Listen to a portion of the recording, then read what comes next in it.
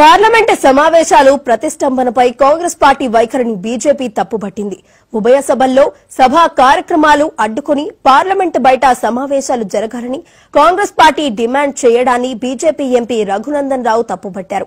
Rajya Sabha chairman పై అవిశ్వాసన తీర్మానం ప్రవేశపెట్టాలని Congress party చేస్తున్న ఆలోచనకు ఇతర విపక్షాల నుండి మద్దతు లభించడం లేదంటున్న ఎంపీ రఘునందన్ రావుతో మా ఢిల్లీ ప్రతినిధి శిరీష్ ఫేస్ టు ఫేస్. ఈ రోజు మరోసారి దుమారం చెలరేగే అవకాశం ఉంది. ముఖ్యంగా రాజ్యసభ చైర్మన్ ఏకపక్ష వైఖరిని నిరసిస్తూ కాంగ్రెస్ పార్టీ అవిశ్వాస తీర్మానాన్ని ప్రవేశపెట్టే ఆలోచనలో ఉంది. ప్రస్తుతం ఇదే అంశంపై మాట్లాడడానికి మెదక్ ఎంపీ మనతో ఉన్నారు. ఎంతో మాట్లాడే ప్రయత్నం చేద్దాం. సార్, కాంగ్రెస్ పార్టీ వైఖరిని ఎలా చూస్తారు? రాజ్యసభ చైర్మన్ పైన అవిశ్వాస తీర్మానాన్ని ప్రవేశపెట్టాలని ఒక ఆలోచన చేస్తున్నట్లుగా కూడా సమాచారం. దీన్ని ఎట్లా చూస్తారు? కాంగ్రెస్ పార్టీ పరిస్థితి ఆడలేక మధ్యలో ఓడింది అన్నట్టున్నది. అభిషేక్ సింగ్ మన్వి టేబుల్ దగ్గర దొరికినటువంటి 50,000 గురించి పోతే నా పడిపోయిన పొరపాటున అంగీకరిస్తే అయిపోయే చిన్న అంశానికి 50,000 రూపాయలు ఉండడం ఈ దేశంలో నేరం కాదు. ఒక పార్లమెంట్ సభ్యుడితో పాటు సామాన్యుడు ఎవరైనా 50,000 రూపాయల నగదుని ఈ దేశంలో క్యారీ చేయడానికి చట్టాలు అనుమతిస్తాయి.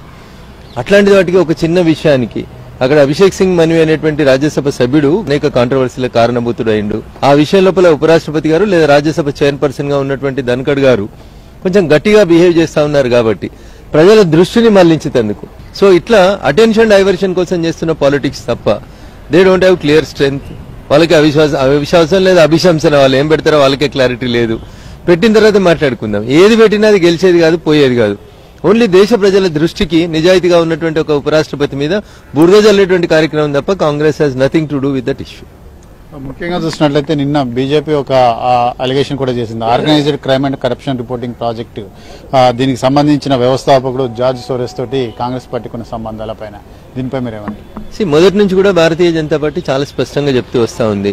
జార్జ్ సోరెస్ అనేటువంటి వ్యక్తి భారతదేశ ఆర్థిక వ్యవస్థను చిన్నాభిన్నం చేయాలని, భారతదేశం గట్టిగా ఎదిగితే రేపు ప్రపంచ దేశంలో విశ్వగురుగా మలచబడుతుంది అనేటువంటి నరేంద్ర మోడీ గారి నాయకత్వంలో ఎదుగుతుంది అనేటువంటి ఒక భయంతో అతను గతంలో చేసినటువంటి కొన్ని ప్రయోగాలు కొన్ని దేశాల్లో సక్సెస్ అయినాయి కాబట్టి అదే ప్రయోగాన్ని భారతదేశం మీద చేసి నరేంద్ర మోడీ గారి చరిష్మాని, నరేంద్ర మోడీ గారి నాయకత్వాన్ని బలహీనపరిచేందుకని చెప్పి ఆయన కుట్రలు కుతంత్రాలు పడుతా ఉన్నాడు. 2004 నుంచి 2014 దాకా UPA 1, UPA 2 హయాం లోపల జార్జ్ సోరెన్ భారతదేశానికి వచ్చినటువంటి సందర్భాలు కానివ్వండి, ఆయన వచ్చిన సందర్భంలో కలిసినటువంటి వ్యక్తులు కానివ్వండి, లేదా రాజీవ్ గాంధీ ఫౌండేషన్ అనేటువంటి సంస్థకి 2004 నుంచి 2014 మధ్యలో వచ్చినటువంటి విరాళాలు అమెరికా నుంచి ఎవరెవరు ఇచ్చినారు, ఎంత ఇచ్చినారు, ఎందుకు ఇచ్చినారు, ఆ తర్వాత ఎందుకు ఆగిపోయినాయి. 2004 నుంచి 2014 దాకా 100 కోట్లలో రాజీవ్ గాంధీ ఫౌండేషన్ కి డబ్బులు ఇచ్చినటువంటి వ్యక్తులు ఒకసారి అధికారం కోల్పోగానే UPA 2 నుంచి అధికారం పోగానే ఎందుకు ఆ డబ్బులు ఇవ్వడం మానేసినారు?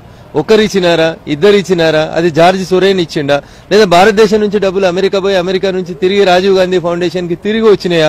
ఇట్లా చాలా విషయాల మీద చర్చ జరగాల్సినటువంటి అవసరం ఉంది. ఈ దేశంలో అన్నిటికంటే సర్వోన్నతమైనటువంటి స్థానం అది. అక్కడ చర్చకు రండి. ఏ అబద్ధం ఉంటే అబద్ధం అని చెప్పండి. మా దగ్గర ఉన్న ఆధారాన్ని మేము దేశ ప్రజల ముందు ఉంచాలనుకుంటున్నాం. దానికి ఎందుకు గోలన్నా? అంతెందుకన్నా కాంగ్రెస్ పార్టీ పద్ధతి ఎట్లుందంటే, ఢిల్లీలో వాళ్ళు పార్లమెంట్ కి పైన జాకెట్లు వేసుకొని ఆదాని మోదీ ఏకైనా ఒక టీషర్ట్ వేసుకొని వస్తారన్న. సేమ్ అట్లాంటి టీషర్ట్లనే తెలంగాణ అసెంబ్లీ నిన్న స్టార్ట్ అయింది 9వ తారీఖు రోజు. ఇక్కడ ఒక లోగో వేసుకొని బీఆర్ఎస్ పార్టీ ఎమ్మెల్యేలు అట్లాంటి స్టిక్కర్ వేసుకొని వస్తే ఎంత దుర్మార్గం అంటే, గేట్ బయటనే ఎమ్మెల్యేలను అరెస్ట్ చేసి పోలీసు వాళ్ళు తీసుకుపోతారు. మేము ఇక్కడ పార్లమెంట్ లోకి రానిచ్చినామన్నా, గొడవ చేయనిచ్చినాం. Because it is the temple of the democracy. వాళ్ళకి మాట్లాడే అవకాశాన్ని ఇచ్చిరు స్పీకర్ గారు. కానీ చెప్పినారు స్పీకర్ గారు, wearing such type of logos in a continuous manner and with a group of people is not correct, సభా సాంప్రదాయాలకు మంచిది కాదు అని చెప్పినారు. కానీ మేము గేట్ దగ్గర ఆపలేదు, అరెస్ట్ చేయలేదు. You would have allowed them. లోపలికి వచ్చిన తర్వాత ఇక్కడ పార్లమెంట్ లోపల స్పీకర్ చెప్పినట్టు మీరు కూడా చెప్పని ఉంటారు. సో కాంగ్రెస్ కి గల్లీకో వార్త, ఢిల్లీకో వార్త, నాయకునికో వార్త. ఆ రాహుల్ గాంధీ గారు ఏం చేస్తున్నారో ఆయనకే తెలియాలి. ఆయన ఎంత బాగా మాట్లాడతాడంటే ఈ దేశ ప్రజలకి నిన్న ఆయన చేసినటువంటి పనులు, ఆ వీడియోలు రికార్డింగ్ చేసినారు, ఆ పద్ధతి అదేందనేది ఒక సీనియర్ పార్లమెంటేరియన్ గా వారు ఆలోచించుకుంటే బాగుంటుంది. మాలాంటి కొత్తలో కొంచెం చూడడానికే ఇబ్బంది కనిపిస్తా ఉంది అనేది వారు అర్థం చేసుకోండి. Thank you.